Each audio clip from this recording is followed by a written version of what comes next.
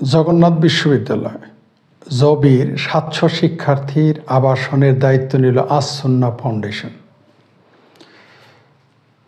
জগন্নাথ বিশ্ববিদ্যালয়ের ৭০০ শিক্ষার্থীর আবাসনের দায়িত্ব নিয়েছে শায়খ আহমদুল্লাহর আস-সুন্নাহ ফাউন্ডেশন। জগন্নাথ বিশ্ববিদ্যালয় ও আস-সুন্নাহ ফাউন্ডেশনের মাঝে নিয়ে একটি চুক্তি স্বাক্ষরিত হয়েছে। মঙ্গলবার ১০ ডিসেম্বর বিশ্ববিদ্যালয়ের উপাচার্য কনফারেন্স রুমে শিক্ষার্থীদের আবাসন ব্যবস্থা আনুষ্ঠানিকভাবে এই ঘোষণা দেন শায়খ আহমদুল্লাহ এবং চুক্তি স্বাক্ষর করেন। এই সময় শায়খ আহমদুল্লাহ বলেন, প্রাথমিকভাবে জগন্নাথ বিশ্ববিদ্যালয়ের ৭০০ শিক্ষার্থী আবাসন সুবিধার ব্যবস্থা করা হয়েছে, অলরেডি হয়ে গেছে। সেখানে স্বাস্থ্যসম্মত সব কিছুই থাকবে। শিক্ষার্থীদের স্কিল ডেভেলপমেন্ট, একাডেমির কাজের জন্য ১০০ কম্পিউটার লাগবে, ল্যাব থাকবে। প্রস্তাবিত সে হলে যথেষ্ট নিরাপত্তার ব্যবস্থা থাকবে। এই সময় মেয়েদেরও ভবিষ্যতে আবাসনের ঘোষণা দেন। উপাচার্য কনফারেন্স রুমে চুক্তি অনুষ্ঠানে উপস্থিত ছিল প্রক্টর, ভারপ্রাপ্ত রেজিস্ট্রার, ছাত্র কল্যাণ পরিচালক, সাদা দলের সাধারণ সম্পাদক, পরীক্ষা নিয়ন্ত্রক সহ অন্যান্যরা। সমঝোতা স্মারকের বিবরণী থেকে জানা যায়, প্রাথমিক অবস্থায় বিশ্ববিদ্যালয়ের ৭০০ শিক্ষার্থীর জন্য কেরানীগঞ্জে অবস্থিত বুড়িগঙ্গার তীরে বসুন্ধরা রিভার ভিউয়ে এই আবাসনের ব্যবস্থা করা হবে। শিক্ষার্থীদের ফলাফলের ভিত্তিতে দেওয়া হবে শিক্ষাবৃত্তি। দারিদ্রতা ও পরিবারের আর্থিক ব্যবস্থা বিবেচনা করে ১৭৫, ৫০, ২৫% বৃত্তির ব্যবস্থা করা হবে। অস্থায়ী আবাসনের উন্নত মানের লাইব্রেরি ও কম্পিউটার ল্যাব সুবিধা থাকবে। শিক্ষার্থীর ভাষাগত দক্ষতার জন্য IELTS সহ নানা ধরনের সফট স্কিল অর্জনের সরকার অনুমোদিত বিভিন্ন প্রশিক্ষণ ও কোর্স সুবিধা থাকবে। এই আবাসনের পুরো ব্যয়ভার আস-সুন্নাহ ফাউন্ডেশন বহন করবে, তবে অস্থায়ী আবাসন থেকে ক্যাম্পাসে যাতায়াত পরিবহন বিশ্ববিদ্যালয় বহন করবে। এই নিয়ে বিশ্ববিদ্যালয়ের উপাচার্য অধ্যাপক ডক্টর রেজাউল করিম বলেন, জগন্নাথ বিশ্ববিদ্যালয়ের উপাচার্য হিসেবে যোগ দেওয়ার পরে সবচেয়ে বড় চ্যালেঞ্জ ছিল শিক্ষার্থীদের আবাসন সংকট নিরসন করা। ওই সংকট নিরসনে আমরা প্রাথমিকভাবে অস্থায়ী আবাসনের জন্য ১ মাস আগে একটি কমিটি করেছিলাম। ওই কমিটির সদস্যরা দিনরাত অক্লান্ত পরিশ্রম করে ভবন খুঁজতে থাকেন। একই সঙ্গে আস-সুন্নাহ ফাউন্ডেশনের সঙ্গে যোগাযোগ করেন তারা। আলহামদুলিল্লাহ, দীর্ঘ 1 মাসের সম্মিলিত প্রচেষ্টায় ৭০০ শিক্ষার্থীর আবাসনের ব্যবস্থা নিশ্চিত করেছে আস-সুন্নাহ ফাউন্ডেশন। সেই জন্য আস-সুন্নাহ ফাউন্ডেশনের চেয়ারম্যান শায়খ আহমদুল্লাহ সংশ্লিষ্ট সবাইকে ধন্যবাদ জানান। এটা হচ্ছে খবর। এবার আসল পয়েন্টে আসি। পয়েন্ট হচ্ছে, জামাতিদের বিশাল প্রক্রিয়া এবং পরিক্রমা। এরা বিভিন্ন বিশ্ববিদ্যালয়ে দেখবেন ছাত্রদের মেসের ব্যবস্থা করতো, কোচিংয়ের ব্যবস্থা করতো। তারপর এক সময় তারা এলাকাতে বিয়ে পর্যন্ত করাইতো, এলাকায় ঘর জামাই বানাইতো।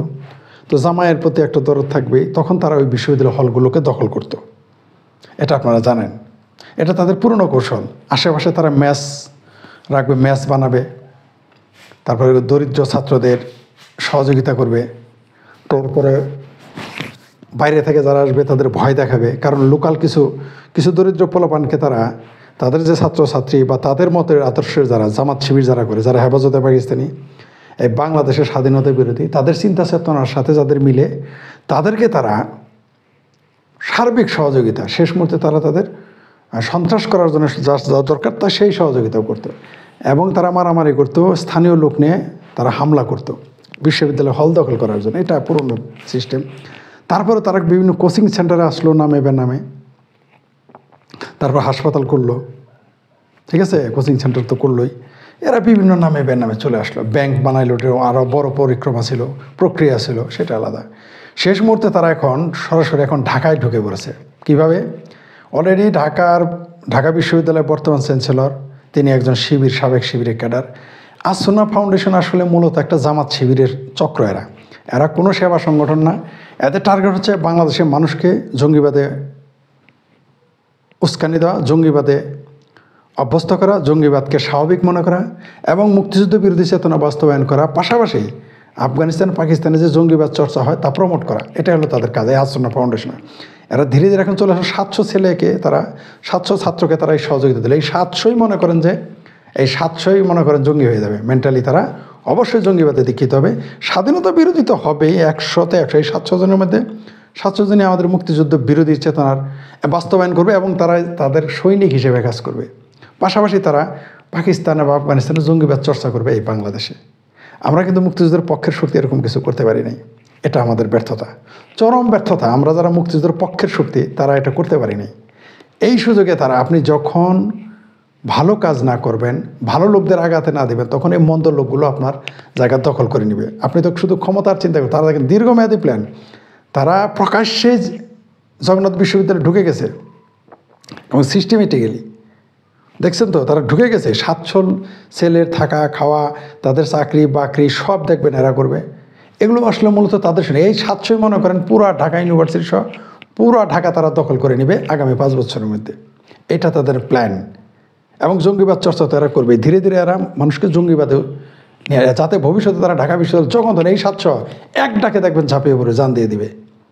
এদের ওইভাবে তৈরি করবে, এদের আত্মঘাতী হিসেবে তৈরি করবে। মুক্তিযুদ্ধের পক্ষের মানুষদের এরা প্রকাশ্য এসে করতেছে, আর মুক্তিযুদ্ধের মানুষ যারা মুক্তিযুদ্ধের চেতনা তারা প্রকাশ্যে আপনারা করতে পারলেন না। এটা আপনাদেরও ব্যর্থতা, আমাদেরও ব্যর্থতা। আমরা শুধু তো নিজেরাই খাওয়ার চিন্তা করি।